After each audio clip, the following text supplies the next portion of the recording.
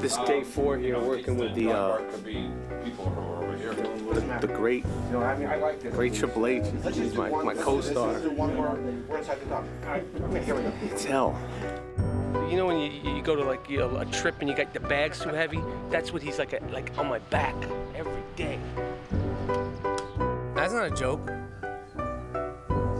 None of it's a joke. I mean, this is a scene with no dialogue. You could just imagine how fun it's been for us. The scene's this big. Take 88. Here he comes. Great job, great job. You just bury me. I was excited when I found out Triple H was playing the part, and I was excited to be a part of a WWE film. I'm a fan. My kids, they went through like a solid 2 years of WWE mania. When I first read it, I didn't know it had anything to do with WWE. It was just a script that came across my door, and I was like, this is great. I really love this script. And what a great character is his character, AJ. And then I found out it was going to be Triple H, who my agent told me over the phone, and I was like, who is that? And she was like, are you kidding? He's great. Oh my God, it's Triple H. And I was like, all right, I'm gonna do an experiment. I'm walking down the street in Brooklyn. And so I just put the phone down and said to the first person that walked across my path, Triple H. And the person was like, I don't know, but 3 other people behind that guy were like this. Like they knew, and I was like, so you know Triple H? He was like, yeah, Triple H. I feel like if the story is good, then all the other pieces will fit in, you know, and as long as the performances are good, and it doesn't matter whether you have a large role or a small role, if you're a part of telling that story and it's a good story, then it's a great project. I mean, I think that you guys, that's a bond you guys share, is that you both, you support his love. Exactly. Okay, I get that. Yep. Okay, cool. Thank you. Thank you. He's a really hard worker, and he just comes prepared. He made me look good several times. Artie, should I be saying anything on my way in? It feels like you might. Like I'm going to be yelling to Claire? Well, I wouldn't yell because you know Irina's out there, but it feels like you do want to say something. When she got done, when I say the thing, I'm his last chance. And she puts her head down to think. Claire. If you feel like it, do it. Claire.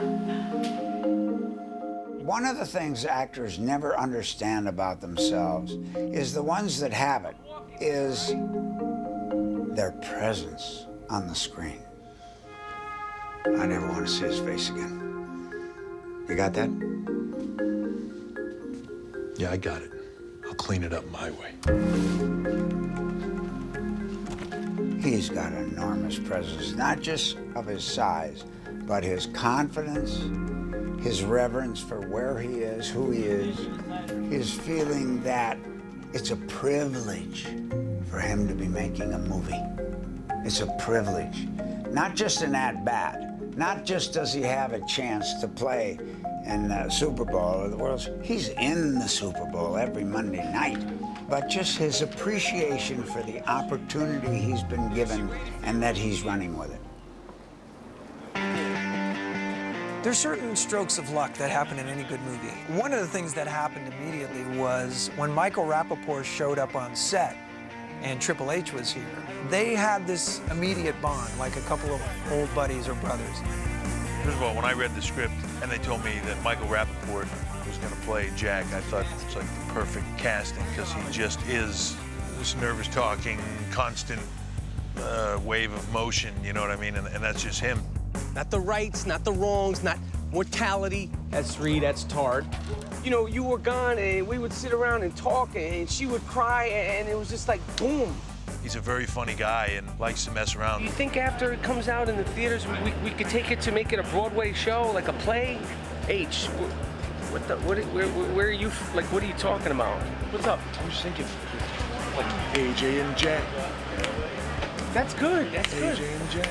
AJ and Jack? We just had a great chemistry with each other right from the get-go. Get out of the car. No, you're gonna have to... Get out of the car! I'm not getting out of the car, okay? You gotta crush me in here. I met Michael Rappaport like 20 years ago, and then I worked with Triple H on Blade 3, so we all know each other, so that's great. It's a good feeling. It was kind of cool in trying to portray somebody that hasn't seen somebody in 13 years, and there's a history there. Hi. Look who's here. Hi, AJ.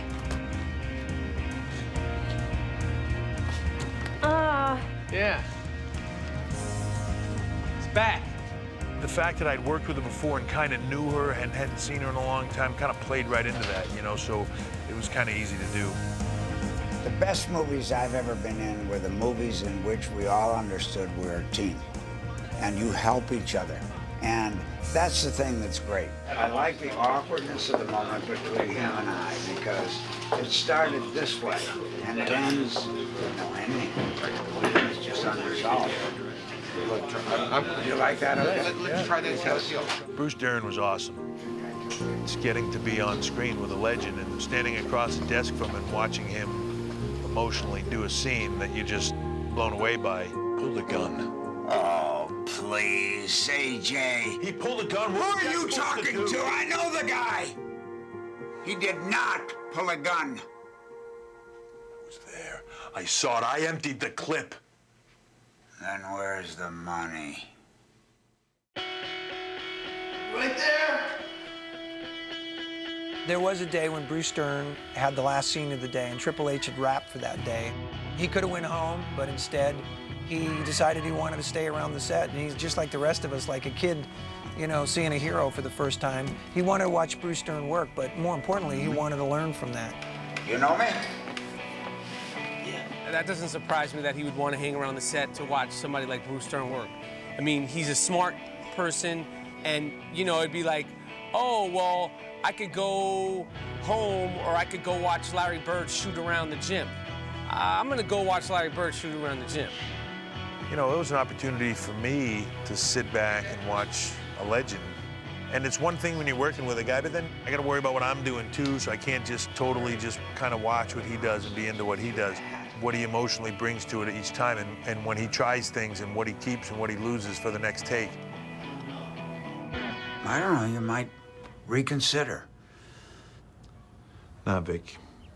I'm done. It costs too much, I'm sorry. It's a beautiful scene. Oh, thank you. You're a wonderful, wonderful partner. You have no idea. And I'm just blown away that you haven't done this before. You did this in school. Bruce and I wound up having a conversation about Triple H. What he said to me, most guys with this amount of acting experience don't know how to listen during a scene. They know how to say their lines, they don't know how to listen. He said, this guy really knows how to listen.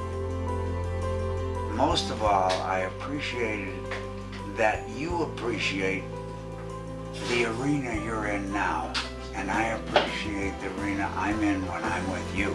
So I feel it's a treat for me to be in your world, being even allowed to do what I do, because you have no idea the game you have. You have such a presence.